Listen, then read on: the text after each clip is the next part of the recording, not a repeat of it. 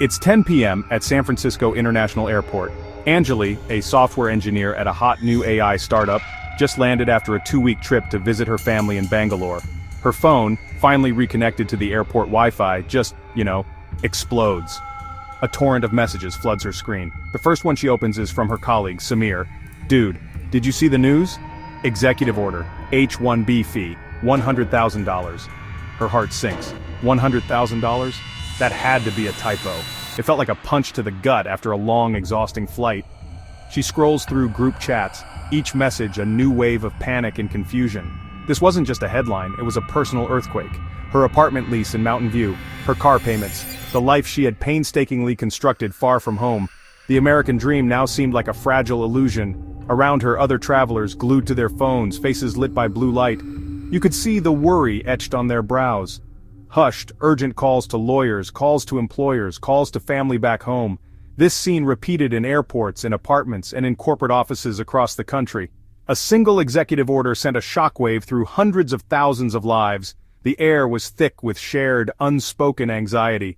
The initial reports were a chaotic mess of half-truths and speculation.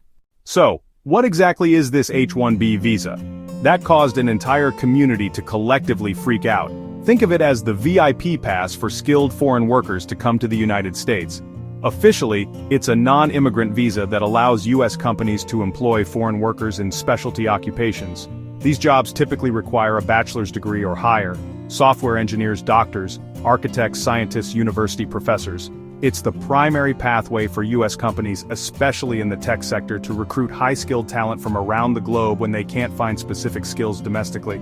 It's a bridge connecting global talent to American innovation. Who uses this visa the most? Tech industry, Gold Star, Google, Microsoft, Amazon, Meta, not just the giants. Thousands of smaller startups, garage founders in Palo Alto also depend on H-1B to hire specialized engineers.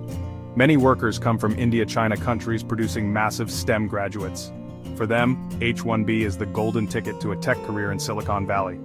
The process is a nail-biter. Every year there's a lottery because applications far exceed 85,000 visas available. Like the world's most stressful Powerball prize, a chance to work in the US for 3 to 6 years. The announcement of a $100,000 H-1B petition fee landed like a meteor in the heart of the tech industry. The executive order, signed late on a Friday, seemed designed to cause maximum chaos. The language was broad and vague, leading to an immediate and widespread panic. Tech CEOs, immigration lawyers, HR departments were blindsided, their phones lit up with calls from terrified employees and confused managers. Was this real? Did a fee that was previously a few $1,000s just multiply by a factor of 20 or more overnight? The initial shock quickly gave way to a frantic scramble for information, but clarity was in short supply. For immigrant workers, the news was devastating. Imagine you're a data scientist from India, and your company just won the H-1B lottery for you. You've already celebrated with your family, told your landlord you're moving, and started dreaming of your new life in Austin or Seattle. Suddenly you see a headline that says your company might have to pay $100,000 just to file your paperwork. The joy evaporates, replaced by a cold, hard dread. You start wondering, is any company going to pay that much for me? Am I about to lose the opportunity of a lifetime because of a policy change that came out of nowhere? This was the emotional reality for tens of thousands of people. The confusion was amplified by the lack of detail in the initial order. The chaos was immediate and profound. After a weekend of pure, unadulterated panic, the White House finally issued a clarification. It was a classic walkback maneuver, clearly a response to the firestorm the initial announcement had ignited. The official statement explained that the proposed $100,000 fee would only apply to new H-1B petitions subject to the annual cap. This meant that H-1B extensions, amendments, and transfers for existing visa holders would not be affected. For Angeli, who was already on an approved visa, this meant she could breathe again. She wouldn't be stranded at the airport or have her status revoked. The collective sigh of relief from current H-1B holders was almost audible. This clarification was a critical distinction. It meant that the hundreds of thousands of H-1B workers already in the United States were safe, for now. Their jobs weren't in immediate jeopardy, and their employers wouldn't suddenly be hit with an astronomical bill just to keep them on the payroll. The clarification effectively split the affected population in two, those already inside the system and those trying to get in. For companies, this meant their existing foreign workforce was secure. They could proceed with extensions for their valued employees without having to factor in a six-figure fee. The immediate crisis of a potential mass exodus or firing spree was averted. However, the relief was short-lived and quickly replaced by a different kind of anxiety. The core of the policy, the $100,000 fee for new applicants, remained. This was still a radical, game-changing proposal. While current employees were safe, the pipeline for future talent was now facing a massive roadblock. The fundamental sense of instability remained.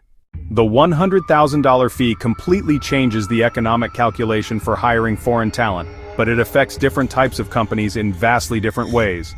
For the tech behemoths, the Googles, the Amazons, the Microsofts of the world, a $100,000 fee is a significant but not insurmountable expense. They have the deep pockets to absorb it. Now consider a mid-stage startup. Let's say they have a team of 30 people and just raised $10 million. They need to hire a machine learning specialist with a very specific skill set that is hard to find. Before, they would have budgeted around $10,000 in legal and filing fees to sponsor an H-1B candidate.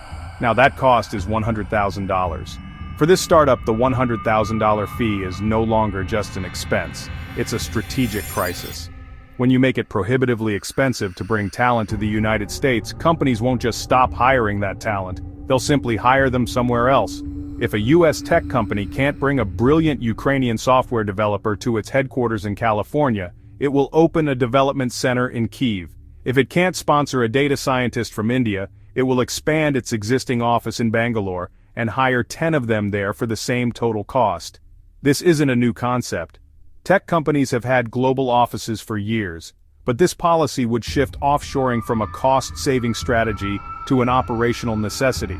Instead of bringing the world's best minds to Silicon Valley will have to go to them. A startup that can't afford the $100,000 fee might decide to hire its entire founding engineering team in Toronto, Vancouver. The work still gets done by the same talented people, but the jobs, salaries, and tax revenues are no longer in the United States. The magic of Silicon Valley has always been the density of talent, serendipitous encounters. When teams become distributed across continents and time zones out of necessity, you lose that creative friction. The United States risks losing its status as the undisputed center of the tech universe as new, vibrant tech hubs grow stronger in other countries, fueled by talent that America has decided is too expensive to import. In this climate of confusion and anxiety, the most important thing for both H-1B workers and their employers is to take a deep breath and focus on what you can control. For workers like Anjali, the first step is to arm yourself with information and documentation. Gather all your immigration documents, your visa stamp, I-797 approval notices, pay stubs, performance reviews. Create digital copies and store them securely. Proactively communicate with your manager and your company's HR department. Ask them directly about the company's stance on the new policy and what contingency plans they are developing. Clear, open communication can alleviate a lot of the fear that thrives in silence and uncertainty. For employers, now is the time for calm strategic planning. Your first priority should be to reassure your current employees. Communicate clearly what the White House clarification means. Their current status is not at risk. Next, your legal and HR teams need to work together to model the financial impact of this fee on future hiring. Looking ahead, the next 30 to 90 days could unfold in one of three ways. Scenario 1, the fee sticks. The executive order survives legal challenges and the $100,000 fee becomes the new reality for all new H-1B petitions next year.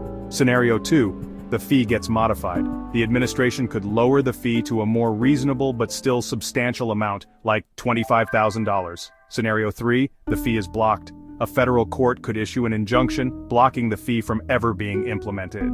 No matter which scenario plays out, the emotional toll is real. It's crucial to take care of your mental health. Connect with friends and community members who are going through the same thing. Remember that your skills and talent have value, regardless of what a government policy says. Your future is more than just a visa application. It's the sum of your talent, your hard work, and your spirit.